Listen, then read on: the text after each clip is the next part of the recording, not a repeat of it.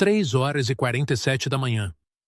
Marcus Webb estava sozinho em seu vestiário do hospital, ainda vestindo seu uniforme de enfermeiro. 12 horas em pé. 12 horas sendo invisível. Sua filha Zoe estava dormindo em seu apartamento a 3 quarteirões de distância, com uma vizinha idosa cuidando dela durante a noite. Ele tinha 32 anos. Ele não tinha nada. Então o telefone dele acendeu. Uma mensagem de um estranho. Uma mulher. Ela havia enviado uma mensagem destinada a outra pessoa. Uma confissão tão pessoal, tão crua, que parecia ler o diário de alguém no escuro. Eu gostaria que alguém olhasse para mim da maneira que pais reais olham para suas filhas. Marcos encarou aquelas palavras. Ele deveria deletar, mas não deletou. Em vez disso, digitou de volta. Você importa. Eu prometo que você importa. Ele apertou enviar. 2 horas depois, a resposta dela chegou.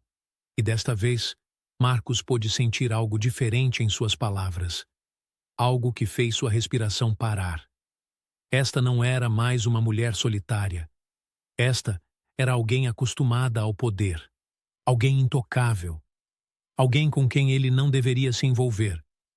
Mas ele estava prestes a fazer isso de qualquer maneira. Veronica Chen estava em seu escritório no canto do 42º andar da Sterling Tower, cercada pelo tipo de silêncio que o dinheiro cria. O tipo de tranquilidade que vem quando todos os outros se foram e você está sozinho com seu sucesso. Ela observava a cidade acordar abaixo dela, a luz cinza da manhã filtrando através de janelas do chão ao teto que custavam mais do que as casas de algumas pessoas. A vista valia cada centavo. A solidão não. Ela tinha 41 anos. Ela havia construído uma empresa avaliada em 3 bilhões de dólares do nada. Possuía 3 casas em 3 cidades diferentes. Usava relógios que custavam mais do que carros, dirigia carros que custavam mais do que casas e assinava cheques que mudavam a vida das pessoas. E às 6h15 da manhã, sentada em uma cadeira de couro que provavelmente custava 50 mil dólares e olhando para uma cidade da qual possuía partes, ela se sentia completamente e absolutamente sozinha. O texto do estranho ficou no celular dela como prova de que algo fundamental estava quebrado dentro dela. Uma fissura na fundação de tudo que ela havia construído. Ela deveria bloquear o número. Ela deveria se sentir violada por um estranho respondendo algo tão pessoal, tão cru, tão perigosamente honesto. Em vez disso, ela sentiu algo se abrir em seu peito. Algo que havia estado trancado por muito tempo começou a se soltar. Ela digitou de volta. Eu enviei isso para o meu terapeuta. Estou envergonhada. Ignore. Não fique envergonhada. Quem quer que você seja, você merece ser vista como se fosse o mundo inteiro de alguém.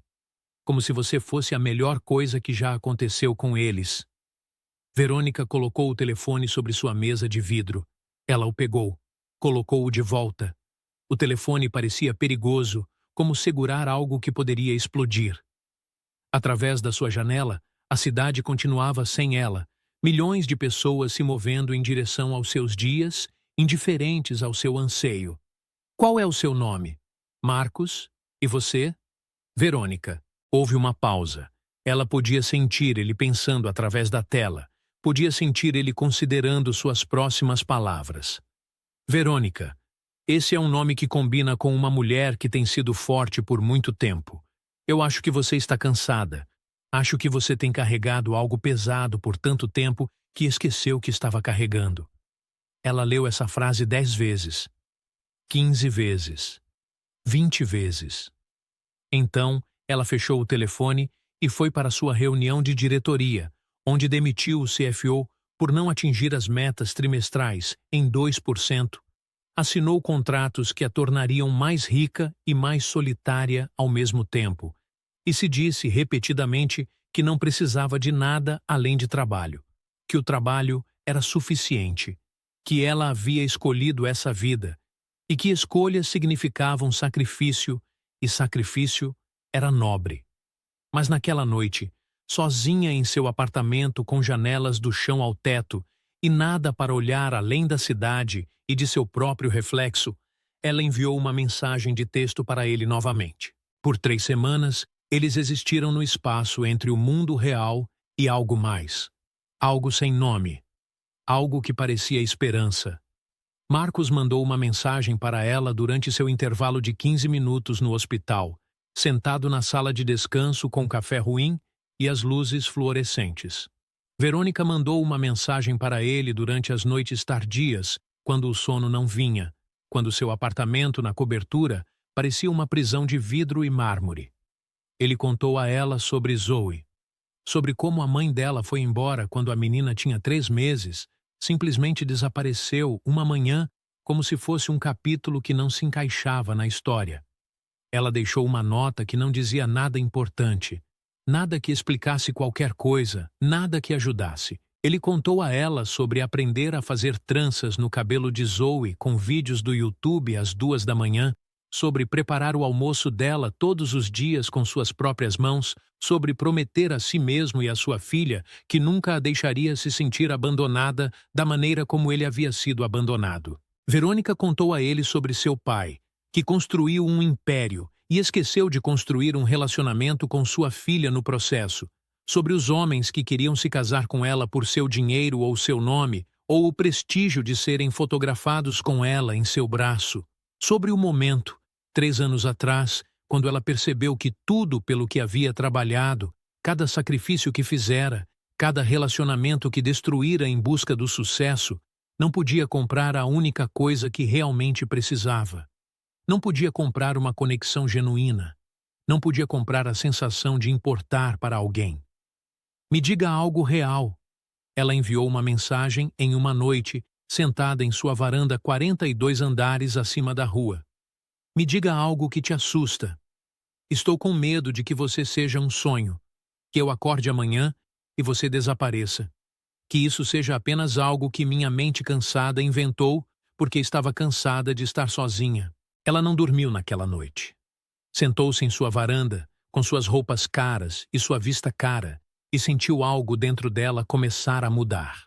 Algo que havia se calcificado ao longo de anos de isolamento começou a amolecer. Anos construindo muros começaram a desmoronar. Eu sou real. Eu prometo. Estou com medo também, mas estou mais assustada de perder isso. Então me encontre, por favor. Eu sei que é loucura, eu sei que não nos conhecemos, mas eu preciso saber se você é real. Sim, eu vou te encontrar. Quando? Na véspera de Natal. Há um parque perto do meu apartamento, Riverside Park. A véspera de Natal chegou cinza e fria. Marcos estava na entrada do Riverside Park com a mão de Zoe na sua, os pequenos dedos dela envolvendo os seus de uma forma que o fazia sentir que poderia lidar com qualquer coisa. A menina tinha 5 anos e meio, o que significava que ela insistia no e meio toda vez que alguém perguntava sua idade, como se aqueles 6 meses adicionais a tornassem significativamente mais madura do que 5. Ela usava um casaco vermelho que ele havia economizado por 3 meses para comprar, e luvas combinando, e prendeu o cabelo de forma arrumada, porque seu papai havia pedido que ela se arrumasse bem, pois estavam prestes a encontrar alguém importante. Ela é a senhora que você sorri no seu telefone? Zoe perguntou, olhando para ele com seus próprios olhos olhando de volta. Aquela que te faz triste e feliz? O coração de Marcos parou. Ele não tinha ideia de que sua filha havia notado. Mas as crianças notam tudo. Elas veem o que os adultos tentam esconder. Elas veem o que importa. Sim, querida. Vamos encontrá-la hoje. Ela vai ser minha mamãe? Marcos não sabia como responder a isso. Ainda não sei, querida. Vamos apenas dizer olá. Verônica chegou exatamente na hora. Ela saiu de um Mercedes preto, e Marcos pôde ver a hesitação em cada parte do seu corpo. O medo. A dúvida. Tão perto do mundo real, fora do espaço seguro de mensagens no escuro, ela parecia menor, mais humana, mais real. Ela usava um casaco de cor creme e suas mãos tremiam levemente enquanto caminhava em direção a eles, como se estivesse se aproximando de algo sagrado e frágil. Verônica, disse Marcos, e o nome tinha gosto de esperança e possibilidade, e tudo o que ele tinha medo de querer. Ela olhou primeiro para Zoe, depois de volta para Marcos. Em seus olhos, ele viu o cálculo acontecendo. O momento de entendimento de que isso não era uma fantasia, que ele era um homem real em circunstâncias reais, com uma criança real, usando jeans desgastados e uma jaqueta que possuía há 4 anos, com buracos nos bolsos e um rasgo na costura. Oi, Verônica disse a Zoe, ajoelhando-se para encontrá-la na altura dos olhos. Eu sou Verônica. Qual é o seu nome? Zoe Webb. Eu tenho 5 anos e meio. Você é a razão pela qual meu pai tem sorrido de forma estranha para o telefone? A razão pela qual ele tem estado feliz e triste? Verônica riu. Uma risada verdadeira, não uma risada social. Algo se desbloqueou em seu rosto. Algo que estava congelado começou a se mover. Sim, eu acho que posso ser responsável por isso. Eles passaram 3 horas naquele parque enquanto o mundo continuava ao redor deles. Eles beberam chocolate quente que estava doce demais e muito quente, queimando levemente suas bocas. Eles assistiram escultores de gelo transformarem blocos de água congelada em cisnes, anjos e figuras dançantes. Eles ouviram músicas de Natal de alto-falantes escondidos em algum lugar na infraestrutura do parque. Zoe segurou as mãos de ambos e perguntou por que a neve era fria se vinha do céu e o céu estava mais perto do sol, porque o sol não derretia a neve das nuvens. Nem Marcos nem Verônica tinham uma boa resposta, mas ambos adoravam que ela perguntasse. Quando Zoe não estava olhando, Verônica lançava um olhar para Marcos. E ele já estava olhando para ela, já estudando seu rosto, já memorizando a maneira como ela se movia. No final do dia, parado ao lado do carro com a neve caindo ao seu redor como uma graça, a realidade começou a se estabelecer como a neve se acumulando em seus ombros. Eu deveria te contar uma coisa, disse Marcos. Sua voz era baixa, cuidadosa. Eu ganho $38.000 por ano. Trabalho em turnos noturnos de 12 horas. Moro em um apartamento de 2 quartos em um bairro que você provavelmente não gostaria de atravessar. Não tenho economias para emergências. A mãe da minha filha não pagou 1 centavo de pensão alimentícia em 6 anos. Minha vida é pequena e difícil. Eu não sou o homem que você provavelmente imaginou quando começou a me mandar mensagens. Verônica se aproximou. A neve caía ao redor deles, acumulando em seus ombros, em seu cabelo, no casaco vermelho da filha dele. Eu imaginei um homem que respondeu a uma mensagem de um estranho às 3 da manhã. Um homem que se importa o suficiente com a filha para trabalhar em turnos noturnos e trançar o cabelo dela. Um homem que é gentil, mesmo que a vida não tenha dado a ele muitas razões para ser. Eu te imaginei exatamente assim. Eu te imaginei de pé na minha frente, olhando para mim como se eu importasse. Você é exatamente o que eu imaginei. Mas, não, ela disse firmemente, sem desculpas. Deixe-me querer você, por favor. Apenas deixe-me querer isso. Os meses que se seguiram foram lentos e cuidadosos, como 2 pessoas aprendendo a confiar após anos de feridas. Verônica foi aos eventos escolares de Zoe, ficando na parte de trás do ginásio na peça de Natal, assistindo sua filha se apresentar, enxugando lágrimas de suas bochechas. Ela aprendeu a fazer tranças melhor do que os vídeos do YouTube poderiam ensiná-la, sentando-se com Zoe todas as manhãs, aprendendo suas preferências, seus ritmos.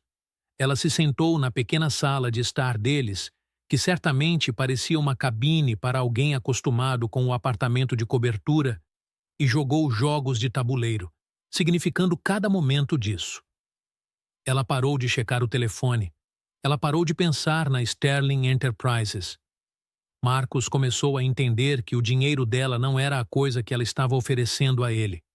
Era sua presença, sua escolha de estar lá em vez de em algum lugar mais importante, sua disposição de sentar em um pequeno apartamento e ser feliz com isso.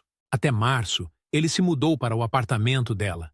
Em maio, ele havia começado aulas noturnas para se tornar um enfermeiro registrado, um sonho que ele havia enterrado tão fundo quando Zoe nasceu que quase havia esquecido que existia. Em setembro, algo mudou na maneira como eles se moviam um ao redor do outro. Menos cuidadosos, mais certos, mais como um lar. Zoe foi a primeira a dizer isso. Eles estavam na cozinha, Verônica cozinhando macarrão do zero, enquanto Marcos ajudava Zoe com sua lição de casa da segunda série e o apartamento estava cheio de barulho, calor e o cheiro de tomates e alho. Zoe olhou para cima do seu livro sobre borboletas e disse: "Você vai ser minha mãe?" A sala ficou em silêncio. Aquele tipo de silêncio onde tudo para.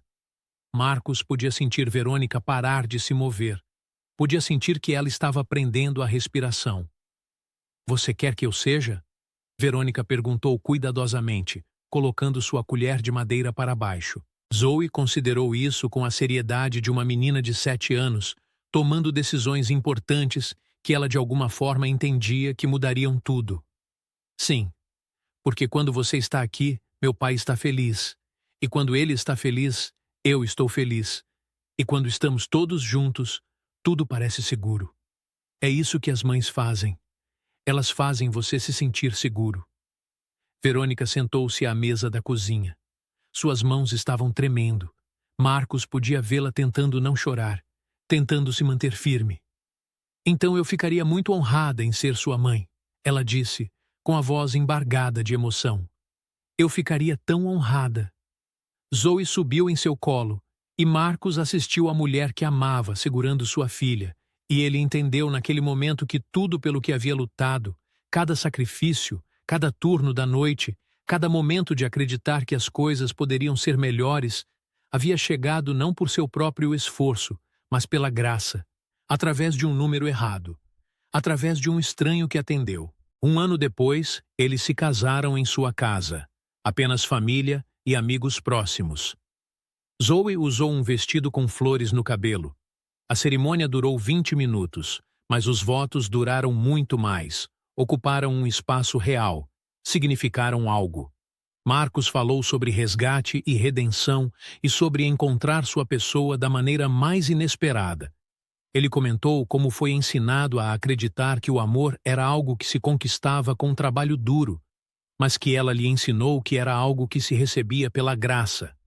Verônica falou sobre como ela havia procurado amor em todos os lugares errados até que ele chegou na forma mais simples: bondade de um estranho, atenção de um homem que não tinha nada a oferecer além de seu coração e confiança de uma criança que a considerava digna do título mãe.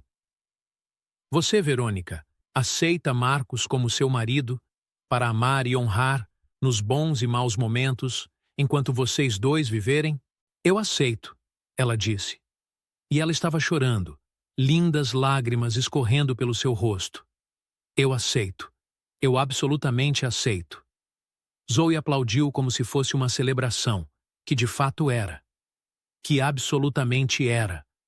Naquela noite, depois que todos saíram e a casa ficou quieta novamente, eles se sentaram na varanda com a cidade se espalhando abaixo deles como algo que podiam tocar, e Marcos segurou a mão de Verônica. "Eu estive pensando," ela disse. "E se você não trabalhasse mais à noite?" Marcos a olhou. "Nós não precisamos do dinheiro.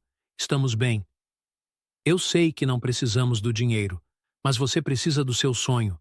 Você precisa terminar seu curso de enfermagem durante o dia, quando sua mente está afiada. Você precisa realmente dormir à noite em vez de existir nesse estado de meia consciência." Ela se virou para encará-lo completamente. "E se eu reestruturasse as coisas? E se você começasse algo? Uma fundação para ajudar outros pais solteiros como você, pessoas trabalhando em empregos impossíveis, equilibrando tudo, carregando peso demais?" Marcos não confiava em si mesmo para falar. "Você poderia fazer isso. Você poderia ajudar as pessoas da mesma forma que me ajudou. Da forma como você mudou minha vida." "Eu não sei como. Você sabe. Você sabe exatamente como. Você viveu isso. Você entende. Você é a única que pode fazer esse trabalho." 5 anos depois, Marcos Webb estava em seu escritório, um escritório de verdade, em um prédio de verdade, com seu nome na porta em letras prateadas, e olhou para as fotografias em sua parede. Fotos de pessoas que ele ajudou.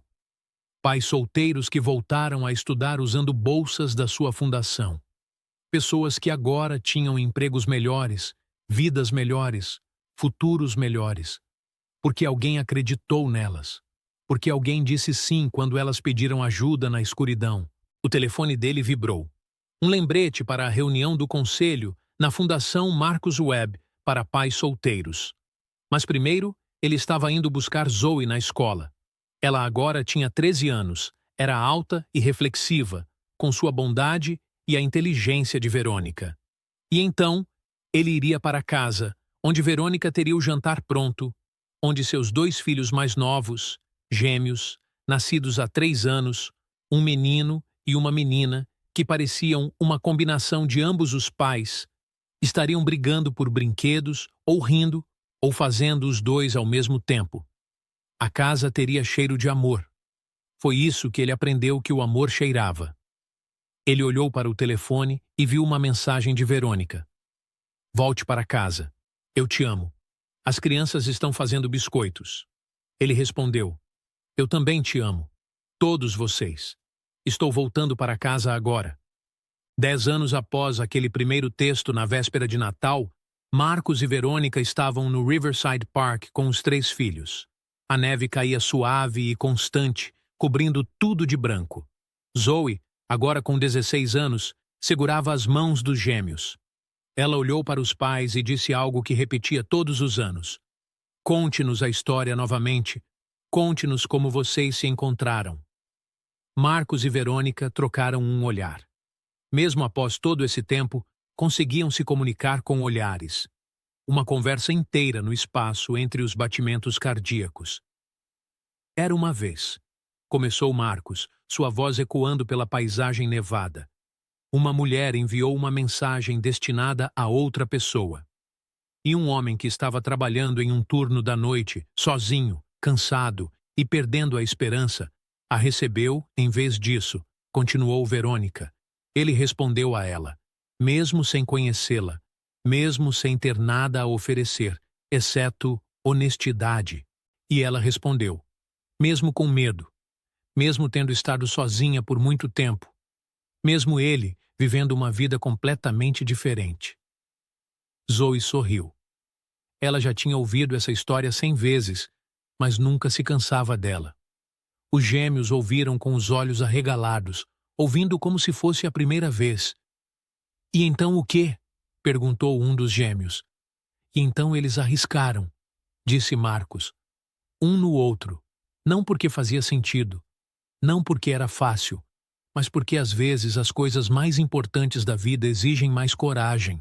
Às vezes você tem que responder quando alguém estende a mão no escuro. Os gêmeos estavam adormecendo no frio, e eles juntaram todos de volta para o carro. A viagem de volta para casa foi tranquila, cheia do tipo de paz que vem de saber que você está exatamente onde deveria estar. Na viagem, Marcos observou Verônica à luz do painel. O rosto dela havia mudado ao longo dos anos. Ele havia se suavizado. As linhas agudas de estresse e ambição foram substituídas pelas linhas mais suaves de contentamento, de ser amada, de amar em troca. Você já pensou naquela primeira mensagem? Ele perguntou. Todos os dias, ela disse. Penso em como quase a deletei, como quase bloqueei o número, quão perto estive de perder toda essa vida, como um número errado mudou tudo. Você não perdeu, Marcos disse. Você a encontrou exatamente quando precisava, quando nós dois precisávamos. Eles dirigiram pelas ruas nevadas em direção à sua casa. Não era mais o apartamento na cobertura. Eles haviam se mudado da cidade há 5 anos para uma casa com um quintal onde as crianças podiam brincar, com vizinhos que se tornaram amigos, com um ritmo de vida que realmente fazia espaço para viver. Marcos havia deixado seu emprego de enfermeiro no hospital não porque não era gratificante, mas porque sua fundação precisava mais dele. As pessoas precisavam mais dele. E Verônica havia se afastado completamente da Sterling Enterprises, tornando-se uma grande filantropa, usando seu dinheiro para coisas que realmente importavam. coisas que mudavam vidas. Não era a vida que nenhum deles teria previsto. Não era a vida que lhes haviam ensinado a desejar pela sociedade, pela família ou pelas vozes em suas cabeças. Mas, enquanto Marcos entrava na garagem e via as luzes de Natal refletindo nas janelas, via seus filhos saindo do carro com olhos sonolentos, via Verônica estender a mão para ele enquanto caminhavam juntos em direção à porta. Ele entendeu que, às vezes, os maiores milagres são aqueles que chegam silenciosamente, através de erros e oportunidades e da coragem de responder quando alguém se estende na escuridão. Essa é a verdadeira história. Não perfeita, não mágica, não um conto de fadas, apenas real, apenas verdadeira. Apenas duas pessoas que foram corajosas o suficiente para escolher uma a outra, dia após dia, ano após ano, em 1000 pequenos momentos que somaram a uma vida que vale a pena viver. Uma vida cheia de propósito, significado e amor. Dentro, a casa cheirava a canela, pinho e lar. A árvore estava decorada com enfeites coletados ao longo de 10 anos juntos. Na lareira, havia uma bola de neve, um presente do primeiro Natal que passaram juntos. Dentro dela, 3 figuras estavam juntas em miniatura de neve. Uma família. Verônica a pegou e a virou, observando o brilho girar na água. Você se lembra do que disse? Ela perguntou a Marcos. Naquela primeira noite, quando te mandei uma mensagem, quando você respondeu à solidão de um estranho. Marcos se lembrou daquele frio vestiário do hospital, de seu cansaço, do momento em que decidiu ser gentil com um estranho. Eu disse que você importa, que você é o mundo inteiro de alguém. Você não me conhecia. Você não sabia que tudo isso aconteceria. Você não sabia que mudaria toda a minha vida. Eu não sabia, ele concordou. Mas eu podia sentir. Eu podia sentir que você era importante, que isso importava, que você importava. Zoe, observando-os da porta com a sabedoria de 16 anos, disse o que sempre dizia nesses momentos. Vocês são realmente melosos, mas eu amo isso em vocês. Mas ela estava sorrindo, porque ela entendia, aos 16, o que havia levado seus pais anos para aprender. Que o amor não é sobre ser a pessoa certa para alguém. É sobre ter coragem suficiente para aparecer quando eles chamam. É sobre responder quando alguém se estende na escuridão. É sobre construir algo juntos, dia após dia, escolha por escolha, até que um dia você olhe ao redor e perceba que construiu uma vida que não é apenas suportável, mas linda. Uma vida que importa. Uma vida que tem significado. Isso foi o que aconteceu quando ela enviou uma mensagem para o homem errado na véspera de Natal. Isso foi o que aconteceu quando ele respondeu.